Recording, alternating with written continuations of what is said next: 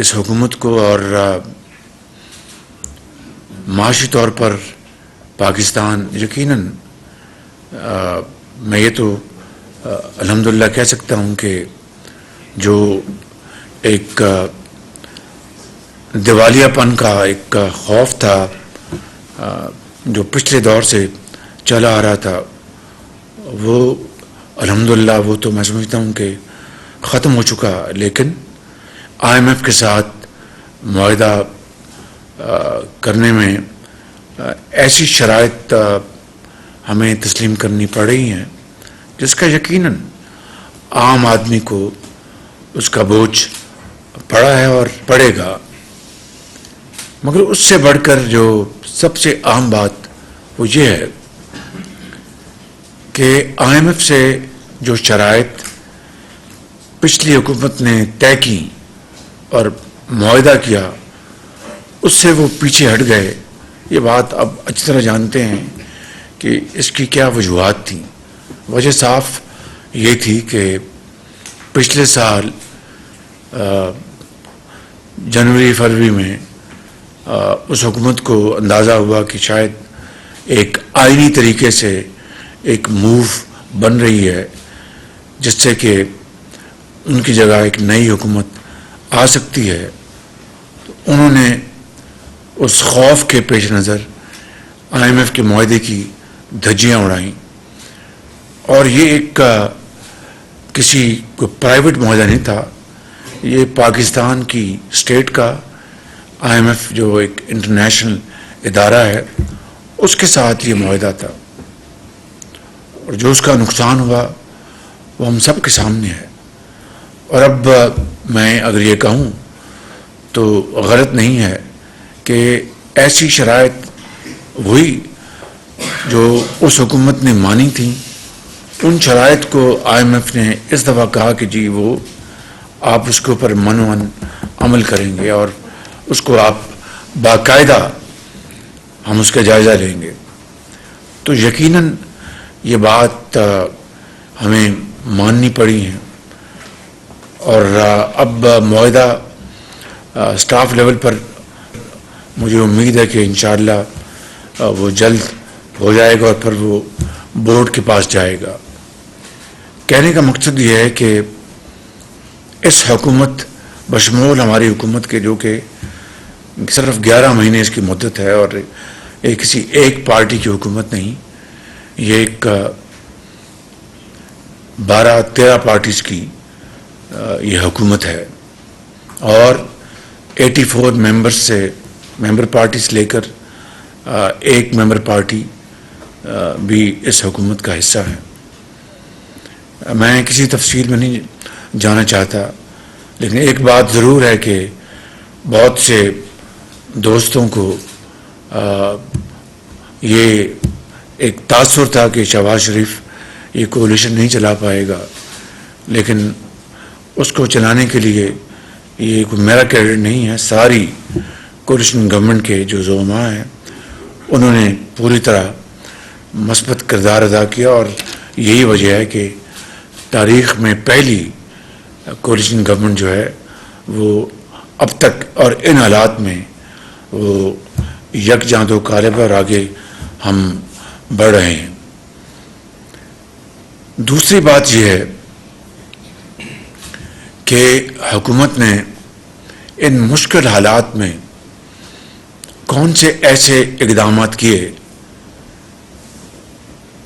چاہے وہ سمبولک ہوں یا وہ ایسے عملی اقدامات جس سے کہ یہ تاثر ملے کہ حکومت آسٹیرٹی کی طرف گامزن ہے. تو آپ جانتے ہیں کہ اس کے اوپر ہم نے بڑی اجتماعی بصیرت کے ساتھ اور اسی کمرے میں 2.5 گھنٹے ہماری گفتگو ہوئی صرف ایک ایجنڈا کے اوپر، کابینہ کی، اور بالآخر ایک اجتماعی فیصلہ ہوا اور کنسنسس کے ساتھ نہیں بلکہ پوری کابینہ نے ایک آواز کے ساتھ وہ فیصلہ کیا. اور فوراً اس کے بعد میں نے کیبنٹ کمیٹی بنائی جس کو فائنانس منسٹر ہیڈ کرتے ہیں، اور اس کمیٹی کی 3 میٹنگز ہو چکی ہیں، اور الحمدللہ جو فیصلے ہم نے کیے، یعنی اس میں بہت اس میں پروگرس ہے. اگلے ہفتے میں خود اس کی میٹنگ لے رہا ہوں، اور انشاءاللہ میں آپ کو یقین دلاتا ہوں کہ بڑی سنجیدگی کے ساتھ ہم اس کے اوپر عمل کریں گے، کیونکہ انگریزی کا محاورہ ہے کہ لیڈرشپ بائی پرسنل ایگزامپل. میں اس میں بلیو کرتا ہوں، اس میں پوری طرح دل کی اتھاہ گہرائیوں سے اس پہ یقین رکھتا ہوں، اور مجھے پوری امید ہے کہ میرے ساتھی اس فیصلے کو عملی جامہ پہنانے میں ہمارا پورا ساتھ دیں گے. مہنگائی کے اس دور میں اب رمضان شریف کی آمد ہے، اور آپ کے اچھی طرح علم میں ہے کہ جہاں پر IMF کی میں نے ابھی بات کی ہے اور مالی مشکلات کی بات کی ہے، وہاں پر جو سیلاب آیا پاکستان میں پچھلے سال، تاریخ کا سب سے بڑا سیلاب تھا جس نے بے پناہ تباہی مچائی. میں اس کی تفصیل میں نہیں جا رہا، اس کو آپ اچھی طرح جانتے ہیں. الحمدللہ ہم نے، وفاقی حکومت نے خالصتاً اپنے وسائل سے، جو ہمارا ایک میکنزم ہے بے نظیر انکم سپورٹ پروگرام، وہ ایک بڑا جامع پروگرام ہے. وہاں پر بڑی شفافیت کے ساتھ غریب آدمی تک وہ سبسڈی پہنچ جاتی ہے. اس کے ذریعے، اور پھر نیشنل ڈیزاسٹر مینجمنٹ ایجنسی کے ذریعے ملا کر تقریباً 100 ارب روپے ہم نے خرچ کیے سیلاب زدگان کے لیے. میں خود جگہ جگہ جاتا رہا، جو کہ میرا فرض تھا.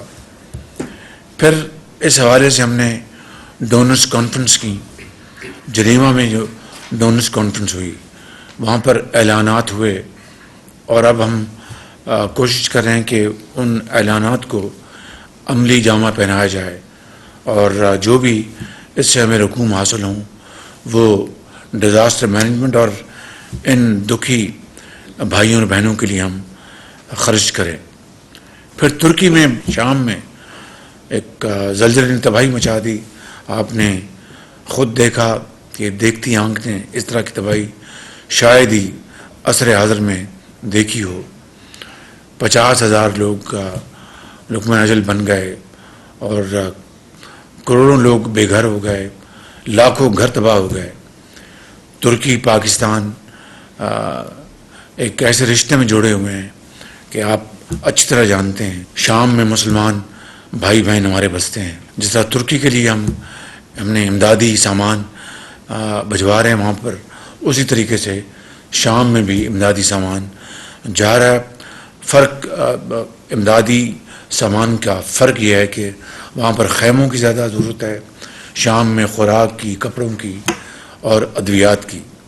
اور اس میں ہمارے بائی ایئر بھی جا رہا ہے سامان، بائی ٹرکس بھی جا رہا ہے، اور بحری جہازوں سے بھی سامان جا رہا ہے. اور میں یہ کہہ سکتا ہوں کہ الحمدللہ پاکستان کی حکومت اور پاکستان کے عوام اس معاملے میں اپنا حق ادا کرنے کی پوری کوشش کر رہے ہیں. اگلی بات وہ ہیں الیکشنز. یہ ایک آئینی تقاضا ہے. الیکشنز پاکستان میں وقت کے اوپر اگر ہوں گے تو آئین، قانون، ریاست اس میں اپنا جاندار ہوگی اور ملک آگے چلے گا. اس حوالے سے جہاں تک وفاقی حکومت کا تعلق ہے، ہم اپنی جو پوری جو فرض کی ادائیگی ہے اس کو ہم نبھا رہے ہیں. مثال کے طور پر یہ 2021 میں پچھلی حکومت کے دور میں کاؤنسل آف کامن انٹرسٹ میں یہ فیصلہ ہوا تھا کہ سینسس دوبارہ کرائے جائیں، کیونکہ بعض صوبوں کو اور بعض پولیٹیکل پارٹیز کو پچھلے سینسس کے اوپر شدید تحفظات تھے. میں تفصیل میں نہیں جانا چاہتا، کیونکہ اس سے ایسا نہ ہو کہ بات کا بتنگڑ بنے، لیکن یہ فیصلہ CCI کا ہے اور اس کے لیے سینسس کے لیے باقاعدہ کام کا آغاز کر دیا گیا ہے اور اس کے لیے فنڈز بھی منسٹری آف پلاننگ کو مہیا کر دیے گئے ہیں اور سینسس کا کام جاری ہے. لیکن ابھی بھی، اور مجھے آفیشلی خطوط آئے ہیں اور آج بھی میری میٹنگ ہے پاکستان کے بعض صوبوں کے جو چیف منسٹرز ہیں، ان کو سینسس کے اوپر بعض معاملات پہ تحفظات ہیں اور ان کا یہ کہنا ہے کہ یہ ہمارے تحفظات دور نہیں ہوں گے تو ہم نہ صرف سینسس میں، کیونکہ ظاہر ہے کہ صوبائی حکومتوں نے پوری طرح اس میں حصہ ڈالنا ہے، وہاں پر افرادی قوت مہیا کرنی ہے، وہ ٹیچرز ہیں جو بھی ہیں، افواج پاکستان کے وہ بھی نیومریٹرز انہوں نے بھی جانا ہے. تو انہوں نے کہا جی کہ آپ ہمارے تحفظات دور کریں گے تو ہم اس معاملے میں پھر آگے چلیں گے. چنانچہ آج میں نے پچھلے دنوں میں نے منسٹر آف پلاننگ کو ذمہ لگایا تھا، آج خود میں نے میٹنگ رکھی ہے تاکہ اس میں وقت ضائع نہ ہو.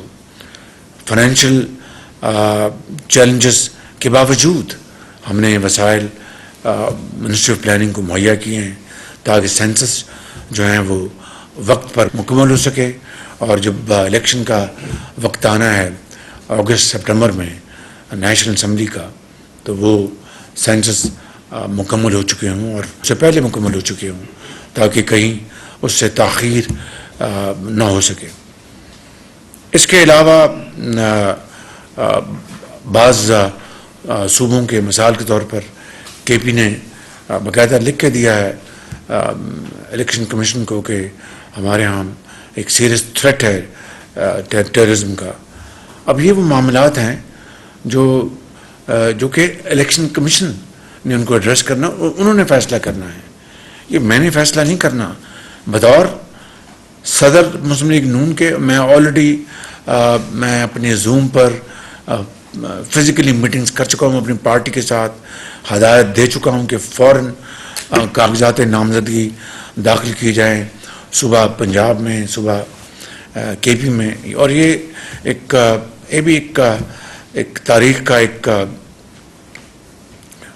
کہہ لیجیے حادثہ ہے کہ 75 سال میں پہلی مرتبہ 2 صوبوں میں الیکشن ہو رہے ہیں اور 2 صوبوں میں نہیں ہو رہے. اس کے کیا نتائج نکلیں گے، کیا اس کے کانسیکوینس ہوں گے، وہ وقت بتائے گا. لیکن جو اس وقت جو قانونی اور ہم جو لیگل ریکوائرمنٹ ہے اس کو انشاءاللہ پورا کرتے ہوئے میں نے اپنی پارٹی کو میں ہدایت دے چکا ہوں. کاغذات نامزدگی داخل کیے جا رہے ہیں اور پارٹی کو ٹکٹس کے لیے جو لوگ ہماری پارٹی پر الیکشن لڑنا چاہتے ہیں وہ اپلائی کر رہے ہیں، کیونکہ بشمول PMLN کوئی پولیٹیکل پارٹی اس ملک میں بلکہ دنیا میں وہ الیکشن سے بھاگ نہیں سکتی، وگرنہ اس کا وجود ختم ہو جائے گا. لہٰذا اس کے اوپر کسی کو کوئی شبہ نہیں ہونا چاہیے کہ بطور صدر پاکستان مسلم لیگ نون ہم بالکل الیکشن سے اپنا پوری طرح دل جمی سے الیکشن میں پورے پروسیس میں ہم حصہ لیں گے اور جو بھی الیکشن کمیشن فیصلہ کرے گا ہم انشاءاللہ اس کے ساتھ چلیں گے. آخری بات یہ ہے کہ اس ملک میں پہلی مرتبہ first time in the history of Pakistan ایک ایسی صورتحال بن چکی ہے کہ جہاں پر ایک شخص، سیاسی شخص اپنے آپ کو قانون سے اب بالاتر سمجھتا ہے. ہر عدالت کو، چاہے وہ عدالت عظمیٰ ہے، چاہے وہ عدالت عالیہ ہے، چاہے وہ لوور کورٹس ہیں، چاہے وہ دوسرے جو لا انفورسنگ ایجنسی ہیں، ہر ادارے کو وہ ڈیفائی کر رہا ہے اور ٹوٹل نیکڈ ڈیفائنس ہے.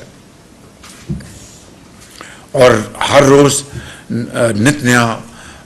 کل میں نے ایک جملہ استعمال کیا اور وہ غلط نہیں ہے کہ اس وقت وہ اپنی بیماری، بزرگی اور لاچاری کا وہ دن رات واویلا کر رہے ہیں. میں یہ نہیں کہہ رہا کہ وہ بیمار نہیں، ضرور ہوں گے، اللہ تعالیٰ ان کو صحت دے، کاملہ عطا فرمائے. لیکن یعنی ریلیوں میں تو وہ جا سکتے ہیں, دوسرے وہ مصروفیات ان کو اٹینڈ کر سکتے ہیں. عدالتوں میں جانا ان کے لیے محال ہے. عدالت میں جانا تو دور کی بات ہے, ان کے جنگلوں کو توڑا جاتا ہے اور دھاوے بولے جاتے ہیں اور ججز کے اوپر فکرے کسے جاتے ہیں. یہ وہ معاملات ہیں جو کہ آج جو پاکستان, ہم نے تو ریاست کو بچانے کے لیے اپنی سیاست کو داؤ پہ لگا دی, اور میں نے یہ جملہ کہا تھا, آج پھر میں آپ کے سامنے یہ بات even at the cost of reputation یہ دہراؤں گا کہ میں بطور صدر پاکستان مسلم لیگ نون, میں اگر اپنی پوری سیاسی متاع یا کمائی ریاست کو بچانے میں صرف ہو جائے تو خدا گواہ ہے کہ یہ کوئی بڑی قیمت نہیں ہے. میں نے اس دشت میں 40 سال گزارے ہیں اور اونچ نیچ دیکھی ہے. اس سے بڑا جو اللہ تعالیٰ نے مجھے یہ ذمہ داری دی ہے, عہدہ دیا ہے, اس سے بڑا عہدہ تو پاکستان میں اور کوئی نہیں ہے. اس کا میں شکر ادا کروں ادا نہیں ہو سکتا. گو کہ چیلنجز اس کے ساتھ وہ بھی ملے ہیں کہ جو کہ تاریخ میں شاید ہی کسی وزیر اعظم کو ملے ہوں. لیکن سوال جو پیدا ہوتا ہے کہ جب ہم اپوزیشن میں تھے, تو میں یہ کہہ ہی رہا ہوں, جب اپوزیشن کو دیوار سے لگایا جا رہا تھا, بلکہ میں نے ایک دفعہ اسمبلی میں کہا کہ چن کر ان کو دیوار میں وہ انارکلی کی بات ہو گئی تھی, تو وہ کوئی پورا ہاؤس ہنس پڑا, لیکن ایک فی البدیہہ جملہ میرے منہ سے نکل گیا. تو واقعی دیوار سے لگایا جا رہا تھا.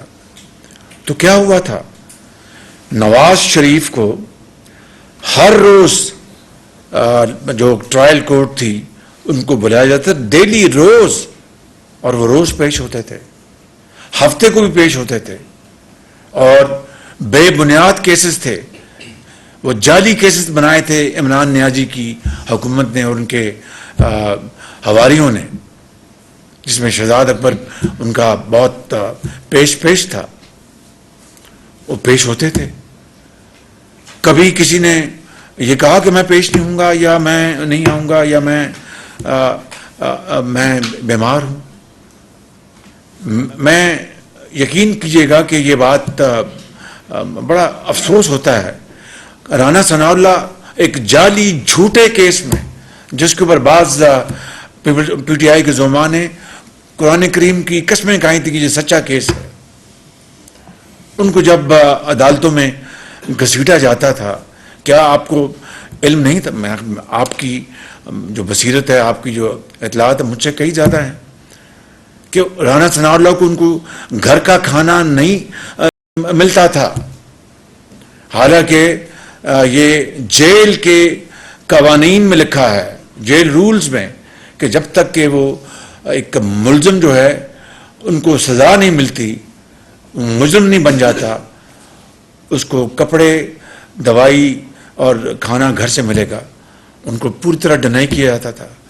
یہ علیحدہ بات ہے کہ رانا ثناء اللہ نے کبھی کسی سے بات نہیں کی. اور پھر یہ کس نے کہا تھا کہ دیار غیر میں کہ میں جا کر ان کے کمروں سے میں وہ اپنا بیت الخلاء بھی اڑا دوں گا, اور وہ بھی پنکھا بھی ہے یا ایئر کولر وہ بھی اڑا دوں گا. آپ کو اچھی طرح یہ باتیں علم ہے.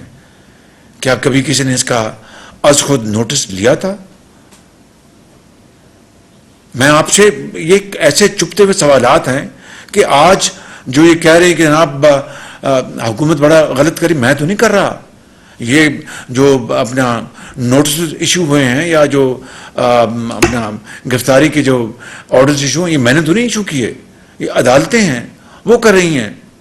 اگر عدالتیں اتنی میرے پر مہربان ہوتی تو جب میں جیلوں میں 2 مرتبہ میں دھکیلا گیا تھا, اور جب وہ دہشت گردی کی والے دہشت گردوں کو ٹرانسپورٹ کرنے والی وہ ATC گاڑیوں میں مجھے لے کے جایا جاتا تھا, تو میں ظاہر ہے کہ صحت کے لیے جج کے سامنے میں دہائی دیتا تھا کہ جج صاحب یہ میرے ساتھ زیادتی کر رہے ہیں, اس بھاری برکم گاڑی مجھے لے کے جاتے ہیں تاکہ میری وہ کھڈے میں بنا وہ اس کا وزن ہو اور میری کمر ٹوٹ جائے. 4 ہفتے لگے تھے مجھے جج سے یہ آرڈر لیتے ہوئے. ایک دفعہ یہ یہ میں آپ کو کوئی ہمدردی پیدا کرنے کے لیے یا اپنے خود یہ ایک اسٹراک کمپیریزن ہے جو میں آپ کے سامنے پیش کر رہا ہوں.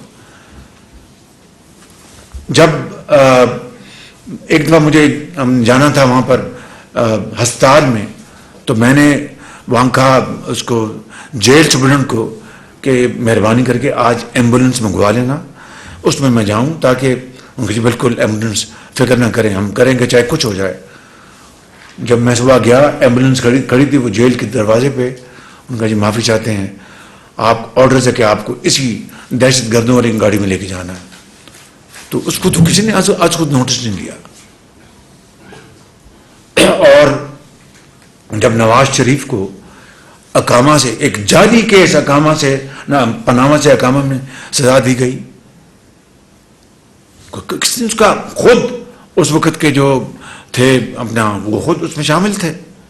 اور ساتھ ہی کہا کہ عمران نیازی جو ہے یہ صادق الامین ہے, اور بنی گالا کی ان کی ٹوٹل ریگولر ان کی جو تھی ان کے گھر کی تعمیر اس کو ریگولر کر دیا, اور ساتھ والے جو غریبوں کے گھر تھے وہ مسمار کر دیے گئے. کسی کو اس کو تو کسی نے اس کا نوٹس نہیں لیا. اور پھر جب میں نے کل اپنی پریس کانفرنس میں کہا کہ جب ابصار عالم کو مار پڑی, جب وہ ایک سوشل میڈیا کے ہیں وہ مطیع جان, ان کو اغوا کیا گیا, اور اس طرح اور بھی میں نے حامد میر, وہ تو ہمارے زمانے میں ہوا تھا کراچی میں, اور میاں نواز شریف بطور وزیر اعظم وہاں پر گئے تھے, اور اس طرح اور بھی کس نے نوٹس لیا ان باتوں کا. تو میں یہ جو میں بات بہت لمبی ہو گئی, تو وہ صحیح بات ہے نا کہ بات نکلے کہ بہت دور تلک جائے گی. تو کہنے کا مقصد یہ ہے کہ آج ایک شخص وہی چیزیں جو خود کرتا تھا آج اس کا الزام ہمیں دے رہا ہے. اور بیماری کا اگر بیماری ہے تو اللہ تعالیٰ آپ کو صحت دے, اس کا علاج ہونا چاہیے, لیکن اس کو بہانہ بنا کر عدالتوں کو ڈیفائی کرنا اور اپنے کیسز میں پیش نہ ہونا, یہ تو پھر آپ اسٹیٹ سے اوپر ہو گئے, آپ قانون سے بالا تر ہو گئے. اور انصاف کی جو عدالتیں ہیں آپ نے ان کو بالکل آپ نے ان کو مارجنلائز کر دیا, ان کو ملیامیٹ کر دیا. کیا آپ پیغام پوری دنیا میں بھیج رہے ہیں؟ تو میں آپ کو یہ گزارش کرنا چاہتا ہوں. اور پھر آخری بات یہ میں کہنا چاہتا ہوں توشہ خانہ کے حوالے سے. یعنی آج بھی اگر عمران خان نیازی یہ کہتا ہے کہ میں ایک ایماندار آدمی ہوں, تو سب سے بڑا جھوٹ وہ دنیا میں بول. اب اپنا بے ایمانی ایک پیسے کی ہو یا 1 کروڑ روپے کی, ایک بات ایک ہی ہے, لیکن یہاں پر پیسہ نہیں ہے, یہاں پر کروڑوں اربوں روپے کے تحائف ہیں. اور یہ بات اب اس میں کوئی بات چھپی ہوئی نہیں ہے کہ انہوں نے اپنے تحائف, یعنی کل مجھے کوئی انٹرویو میں کہہ رہا تھا کہ جی یہ تحائف جو لیے گئے ہیں یہ بھی تو ایک لیگل لوٹ مار ہے. آپ اس کو دیکھیں, ایک قانون بنا تھا, رولز بنے تھے کہ جی آپ توشہ خانہ میں جو تحائف ملتے ہیں وہ جمع کرائیں گے, تو یہ اس کی ریشو ہے, یہ قیمت ادا کریں گے, جب وہ قیمت لگ جائے تو پھر آپ اس کو آپ لے لیں اس کو. یہ قانون تھا. تو ایک قانونی بات تھی. ہم نے اپنی کابینہ میں اس فیصلے کو پچھلی سے پچھلی کابینہ میں فیصلے کو بدل ڈالا, اور یہ فیصلہ کیا کہ آئندہ صرف $300 تک کا تحفہ وہ وزیر ہے یا کوئی گورنمنٹ آفیشل ہے وہ رکھ سکیں گے, اس سے اوپر جو تحفہ ہے وہ وہاں پر جمع ہوگا توشہ خانہ میں. یہ ہم نے قانون بنایا. اب اس کی کوئی خلاف ورزی کرے گا تو وہ خلاف ورزی ہے. اسی طریقے سے پہلے جو قانون تھا, یہ پالیسی تھی کہ آپ اتنے پیسے جمع کرائیں گے اور وہ تحفہ لے لیں گے. انہوں نے کوئی تحفہ چھوڑا نہیں, چلو ان کو بیچ ڈالے, ان تحفے بیچ ڈالے. یہ ہے اصل جرم. نہ صرف بیچ ڈالا بلکہ سب سے مہنگا اور سب سے میں کہوں گا بطور ایک مسلمان کے متبرک تحفہ جس کے اوپر خانہ کعبہ کا ماڈل تھا وہ ان کو ملا. وہ پتہ نہیں 20 کروڑ کا ہے, 25 کا, 15 کروڑ کا, اللہ تعالیٰ جانتا ہے. اس کو بیچ دیا اور قوم کے آگے ایک جھوٹ بولا کہ میں نے وہ فلاں دکان ہے اسلام آباد میں نے وہاں پر بیچا 5 کروڑ روپے میں. وہ رسید بھی جعلی نکل آئی. اب یہ تو کرمنل ایکٹ ہے کہ آپ نے جال سازی کی. ایک تو آپ نے بیچا غلط کیا, اوپر سے آپ نے جال سازی کی اور وہ ثابت ہو گیا کہ آپ نے دبئی میں. تو پھر یہ اگر کوئی ان کو فالوورز ہیں, ان کا کلٹ ہوگا, لیکن کیا ہم نے قوم کو ایک کھیل تماشا بنا کر لے کے چلنا ہے آگے, یا اور ان کو قانون اور اداروں پر حاوی کرنا اور ان کو ایک اپنا دیو مالا بنا کے دنیا کو دکھانا ہے, یا پھر اس ملک میں قانون کی حکمرانی اور غربت اور بے روزگاری کا کوئی علاج ڈھونڈنا ہے آپ نے. میں سمجھتا ہوں کہ یہ وہ چھپتے ہوئے سوالات ہیں جو کہ پوری قوم کو اس کا جواب مجھ سے چاہیے, اور پوری قوم کو جواب ان زعماء سے چاہیے جو کہ اس کے ذمہ دار ہیں. میں اس سے زیادہ بات نہیں کرنا چاہتا, لیکن حقیقت یہ ہے کہ جن لوگوں نے ایک یک طرفہ فیصلے کیے اور جو کہتے ہیں کہ عدل کی جو تکڑی ہوتی ہے یا اس کا ترازو ہوتا ہے وہ بالکل وہ اپنا بیلنس ہوتا ہے اور وہ آنکھیں بند کر کے فیصلے کرتا ہے. یہاں پر آنکھیں کھول کر عدل کی جو ہے انصاف کی دھجیاں اڑائی گئی ہیں. میں سمجھتا ہوں کہ یہ وہ حالات ہیں جن کی اگر اکاؤنٹیبلٹی نہیں ہوگی تو پھر یہ معاشرہ, یہ ملک جو خداداد ملک پاکستان ہے اور جس کو قائد اعظم کی لیڈرشپ میں عظیم قربانیوں سے یہ مارج وجود میں آیا ہے, ہم مزید اپنا نقصان کرتے چلے جائیں گے. تو بہت شکریہ. وزیر اعظم شہباز شریف کی سی پی این ای وفد سے ملاقات, جس میں انہوں نے کہا کہ ایک سیاسی شخص اپنے آپ کو ملک کے ہر قانون اور ادارے سے بالا تر سمجھتا ہے. وہ شخص اپنی بیماری, بزرگی اور لاچاری کا ڈھنڈورا پیٹ رہا ہے. ریلی میں جا سکتا ہے لیکن عدالتوں میں جانا اس کے لیے محال ہے. انہوں نے کہا کہ ہم نے ریاست کو بچانے کے لیے اپنی سیاست کو داؤ پر لگا دیا. وزیر اعظم شہباز شریف کا کاؤنسل آف اپوننٹ ہے, وہ کہتے ہیں جی گورنمنٹ نہیں کرانا چاہ رہی. مریم نواز صاحبہ چونکہ رہتی ہیں کہ جی وہ لیول پلینگ فیلڈ ہو, جو نواز شریف کے ساتھ ہوا تھا وہ عمران کے ساتھ ہوگا, تو اس کے بعد الیکشن ہونے چاہیے, تو پھر وہ چیزیں آپ کی طرف آ جاتی ہیں. میرا سوال یہ ہے کہ یہ عمران خان صاحب بھی کہہ چکے ہیں کہ ایک ہی وقت میں الیکشن ہونے چاہیے, یہ سٹیٹمنٹ آن ریکارڈ ہے ان کی. انیشیٹو کیوں نہیں لیا جا رہا؟ کہیں عمران خان سے آپ بات نہ کریں, ان کی نیچے لیڈرشپ پارٹی میں لوگ ہیں, کہیں کوئی کمیٹیز بن جائیں, مل کے بیٹھ کے کوئی ایک ہی وقت میں الیکشنز کرا لیے جائیں. یہ بار بار کی ایکسرسائز سے بھی ہم بچ جائیں گے, کیونکہ اس کے بغیر حالات ٹھیک نہیں ہوں گے پرائم منسٹر صاحب. کیونکہ آپ نے کہا کہ ہم نے اپنی وہ ریاست بچانے کے لیے سیاست بھی قربان کی ہے. میرا اپنا ذاتی خیال ہے کہ نو کانفیڈنس موشنز حکومتیں بنانے کے لیے نہیں ہوتی, حکومتیں گرانے اور الیکشنز کرانے کے لیے ہوتی ہیں. بہت شکریہ. بالکل آپ کا اپنا پوائنٹ آف ویو ہے, اس کا ہم احترام کرتے ہیں, ہر ایک کو حق ہے.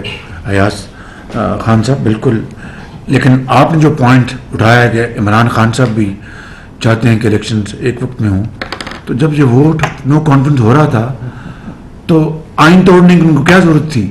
پریزیڈنٹ آف پاکستان کو, اسپیکر کو, ڈپٹی اسپیکر کو. بالآخر سپریم کورٹ نے وہ اسمبلی بحال کی اور یہ کہا کہ یہ آئین چکنی ہوئی ہے. ان کو سزا دی گئی نہیں دی گئی وہ ایک علیحدہ بحث ہے. تو اگر ان کو الیکشن کا اتنا خیال تھا تو وہاں پر کہتے جی میں الیکشن کی طرف جا رہا ہوں میں. تو آج آپ کی جو بات ہے اس کا بڑا اس کا وزن تھا. اور رہی بات کہ بات چیت, سیاستدان تو ان کے پاس تو اور کوئی ہتھیار ہے ہی نہیں ماسوائے بات چیت کا, اس میں کوئی دو رائے نہیں ہے. اگر اس ملک کو آگے چلنا ہے تو ہمیں سب کو مل بیٹھ کر ایک ٹیبل پر بات کرنی ہوگی, چاہے ہمیں ایک دوسرے کے چہرے پسند ہوں یا نہ ہوں. لیکن ابھی سانحہ پشاور ہوا تو میں نے وہاں پر ایپیکس کمیٹی کی میٹنگ بلائی اور پی ٹی آئی کو خالی اپنے معتمد ساتھیوں کو کہا کہ آپ ان کو انوائٹ کریں. ان کو انوائٹ کیا گیا, وہ نہیں آئے. میں آپ کو ان کی اپنے زمانے کی مثال دے دیتا ہوں. جب کووڈ آیا تو میں پاکستان چلا آیا, وہاں سے بھاگا آیا لندن سے, اور یار لوگوں نے کہا کہ یہ ڈیل ہو گئی ہے شہباز شریف کی, ورنہ یہ کس طرح آ سکتا تھا. تو حالات نے بتا دیا نہ وہ ڈیل تھی نہ وہ ڈھیل تھی. میں اپنے ضمیر کے مطابق میں چلا آیا, کیونکہ پی آئی کی فلائٹس بند ہو گئی تو میں پاکستان آیا. چنانچہ کووڈ کے اوپر ایک کانفرنس ہوئی. اور وہ بھی اسپیکر نیشنل اسمبلی نے آرگنائز کی. عمران خان نیازی نے انکار کر دیا تھا. اب یہ سن لیں, میں بیٹھا ہوں, بلاول صاحب بیٹھے, ہم زوم پر تھے, وہ زمانہ زوم کا تھا. عمران نیازی نے اپنا بھاشن دیا, اس کے بعد بطور لیڈر دی اپوزیشن میری باری تھی. تو میں نے بات شروع کی. مجھے ایک ساتھی نے کہا کہ شہباز شریف صاحب چیک کریں کہ نیازی صاحب بیٹھے ہیں. تو میں نے اسپیکر صاحب سے پوچھا, میں نے کہا وہ جناب وہ نیازی صاحب تشریف فرمائے ہیں. انہوں نے کہا ان کو بڑا ایک ضروری کام تھا, وہ چلے گئے ہیں. میں نے کہا کووڈ سے زیادہ کوئی ضروری کام ہے؟ تیسری بات, جب ہندوستان نے مکاری سے حملہ کیا پاکستان پر فروری 2019 میں, تو اس دن مجھے اطلاع ملی کہ آج شام کو پوری اپوزیشن کو باقاعدہ بریفنگ دی جائے گی. یہ سننے والی بات ہے کہ یہ کیسے واقعہ ہوا, ان کے مگ طیارے کس طرح آئے پاکستان میں, اور کس طرح وہ جو سارا واقعہ. میں نے ساری اپوزیشن کو اکٹھا کیا, اور اس زمانے میں میرے یقین کریں نئی کمر میں بہت شدید تکلیف تھی. پوری اپوزیشن سینٹ کی اور نیشنل اسمبلی کی 1.5 گھنٹہ بیٹھی رہی انتظار میں. اور یہ جس طرح آج یہ ٹوٹل ڈیفائنس ہے, یہ نہیں آئے. بالآخر اس وقت کے سپہ سالار جنرل باجوہ آئے اور انہوں نے آ کے بریفنگ دی, اور ہم نے پھر کہا کہ جناب وہ خان صاحب کو آپ کنونس نہیں کر سکے. تو جب یہ حالات ہوں کہ چور ڈاکو, بھائی آپ الیکٹڈ لوگ ہیں, اب سب سے بڑے چور, میں دیکھیں نا مجھے تکلیف ہوتی ہے بات کرتے ہوئے, سب سے بڑے چور ڈاکو تو رنگے ہاتھوں تو آپ پکڑے گئے ہیں. یہاں پر تو سب الزامات تھے جو آج بھی عدالتوں میں, اور جو یہ کہتا ہے, یہ میری بات میں بڑے ادب سے لیکن بڑی کلیئرٹی سے کرنا چاہتا ہوں کہ اگر جن ہمارے ساتھیوں کو ابھی جو اپنا کلین چٹ ملی ہے, احسن اقبال صاحب کو, مریم نواز صاحبہ کو, رانا ثناء اللہ کو, وہ امینڈڈ نیب کے قانون میں نہیں ملی, وہ اسی پرانے قانون میں ملی ہے. ایک بات. اور دوسری بات, جو یہ کیسز بنائے گئے تھے ہمارے خلاف, وہ تو عمران نیازی نے ان کے حواری نے بنائے تھے. تو اگر آج یہ کہنا کہ جی نئے قانون تھا تو کسی کو بھی رہائی نہیں ملی, ایک کیس میں بھی کسی کو, اور وہ کیسز چل رہے ہیں. ہاں البتہ جہاں فیصلے ہوئے ہیں وہ لندن میں فیصلے ہوئے, جو کہ وہی ایف آئی اے کا پلندہ میرے خلاف نیشنل کرائم ایجنسی کو بھجوایا گیا, اور 2 سال لگائے انہوں نے. اور اللہ تعالیٰ کے فضل و کرم سے میں ایک بڑا ناچیز گناہ کار آدمی ہوں, خطا کار انسان ہوں, کلین چٹ ملی. الیکشن کی بات آپ کرتے ہیں, آپ نے کی ہے. کل ہم صدر صاحب سے ملے تو انہوں نے بھی کہا تھا الیکشن ہوں گے, لیکن کے پی میں یہ حالات آج نہیں ڈیولپ ہوئے, حالات پہلے سے بھی ایسے ہی تھے, اور یہ حالات اگر ٹھیک نہ ہوئے تو کیا الیکشن کبھی زندگی میں نہیں ہوں گے. دوسری بات سر یہ ہے, آپ نے عدالتوں کا ذکر کیا, تو کیا ضرورت نہیں آگی کہ اب عدالتوں میں بھی ریفارم لانے کی ضرورت ہے, اس میں ریفارم لانا چاہیے. فیصلہ الیکشن کمیشن نے کرنا ہے, الیکشن جو فیصلہ کرے گا ہم اس کے اوپر عمل پیرا ہوں گے. زلمی خلیل زاد جو امریکن امبیسڈر بھی رہے ہیں افغانستان میں, انہوں نے ایک تجویز پیش کی ہے کہ آپ پاکستان میں اگر جون میں الیکشن ہو جائیں تو موجودہ بحران ٹل سکتا ہے. جو خلیل زلمی صاحب نے جو بات کی ہے, کاش جب پوری اپوزیشن کو دیوار سے چنا جا رہا تھا تو اس کو بھی یہ بات کر دیتے کہ یہ بہت زیادتی ہو رہی ہے اور ناجائز کیسوں میں اپوزیشن کو گرفتار کیا جا رہا ہے. یہاں پر تو بڑے مسلمہ اور مصدقہ فیکٹس ہیں. آپ کی ایک اتحادی جماعت مولانا فضل الرحمان صاحب واضح طور پہ کہتے ہیں کہ انتخابات نہیں ہو سکتے اور موجودہ قومی اسمبلی کی مدت میں توسیع بھی ہو سکتی ہے, تو کیا اس میں آپ کی کیا رائے ہے؟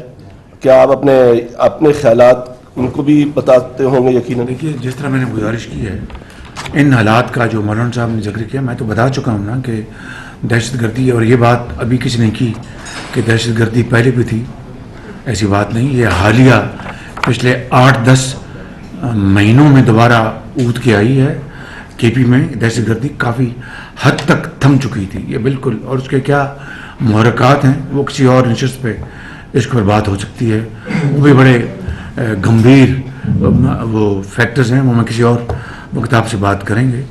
تو انہوں نے بھی انہی خدشات کا اظہار کیا. بالآخر فیصلہ تو جو الیکشن کمیشن پاکستان کا فیصلہ انہوں نے کرنا ہے.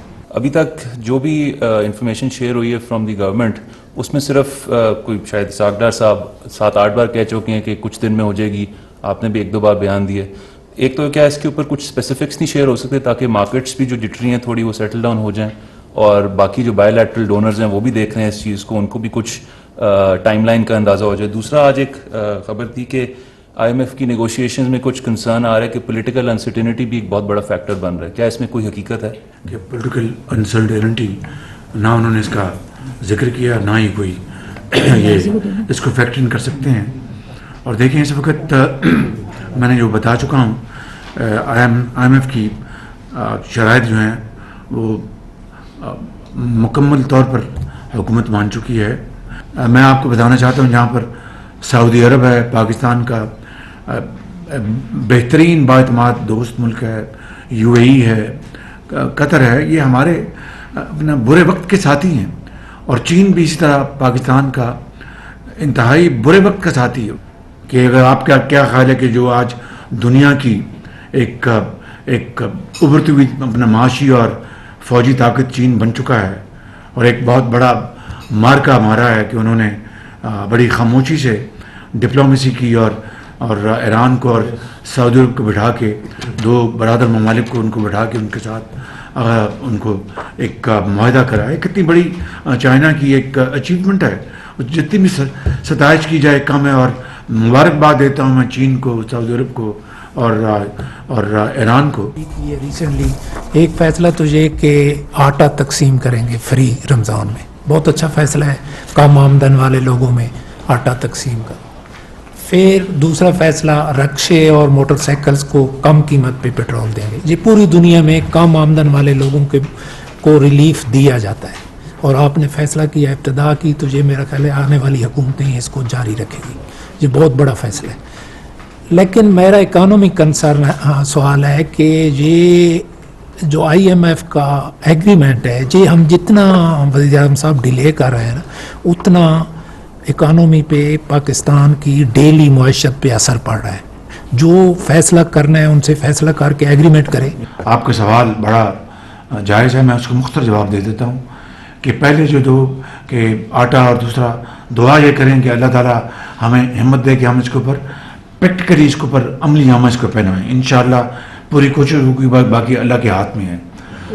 دوسری بات نہیں, اگلی بات, IMF کا تمام شرائط مان چکے ہیں. بہت شکریہ جی آپ کا, بہت مہربانی. وزیر اعظم پاکستان شہباز شریف CPNE کے وفد سے گفتگو کر رہے تھے, جس پہ انہوں نے کہا کہ ملک معاشی مشکلات میں ضرور ہے لیکن دیوالیہ ہونے کا خطرہ ٹل چکا ہے. IMF کے ساتھ معاہدے میں ایسی کڑی شرائط تسلیم کرنی پڑی جس کا بوجھ عام آدمی پر پڑ رہا ہے, مگر یہ معاہدہ پچھلی حکومت نے کیا تھا اور اپنی سیاسی مفادات کو دیکھتے ہوئے وہ اس معاہدے سے پیچھے ہٹ گئی ہے. وزیر اعظم شہباز شریف کی CPNE council of Pakistan news papers editors کے وفد سے ملاقات, جس میں انہوں نے کہا کہ ایک سیاسی شخص اپنے آپ کو ملک کے ہر قانون اور ادارے سے بالاتر سمجھتا ہے. وہ شخص اپنی بیماری, بزرگی اور لاچاری کا ڈھنڈورا ہے